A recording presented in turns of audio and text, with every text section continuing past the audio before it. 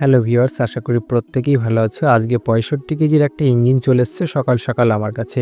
ইঞ্জিনের model number হলো R175A। তো এই ইঞ্জিনটাকে খুলে আমি ১ম এ চেক করলাম যে এখানে ইঞ্জিনে পুরোপুরি তেল সাপ্লাইয়ের নজেলগুলো ড্যামেজ হয়ে গেছে। কেননা এটা ওয়াটার ড্যামেজ। অ্যাকচুয়ালি ডিজেলের সঙ্গে এটাতে অনেক পরিমাণ জল যাওয়াতে পুরো খারাপ হয়ে গেছে।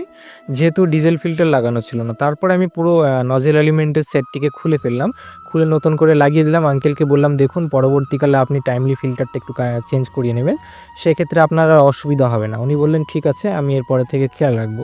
তারপর আমি পুনরায় নজেল এলিমেন্টগুলো সেট আপ করলাম, করে তারপর বসিয়ে দিলাম জায়গা মতো। ওনাকে বললাম, দেখুন আমি ইঞ্জিনটা খোলার আগেই দেখলাম আপনার অয়েল কি থেকে তেল পড়ছে, এখন কি অয়েল কিটা চেঞ্জ করে দেবো? উনি বললেন ঠিক আছে, দেখুন একটা ভালো দেখে অয়েল কি আমাকে লাগিয়ে দিন, কেননা এর আগে আমি একবার পাল্টেছি। আমি বললাম ঠিক আছে, আমি ভালোটাই লাগিয়ে দেবো, কোনো সমস্যা নেই। তো পুরো অয়েল কিটাকে আমি চেঞ্জ করলাম। অয়েল কিটাকে চেঞ্জ করে তারপর ওনাকে বললাম যে এবার স্টার্ট করার পালা, স্টার্ট করুন। বন্ধু, তোকে বলেছি না এত বিড়ি খাই না। দেখ শালা কত ধুমা হয়ে গেছে।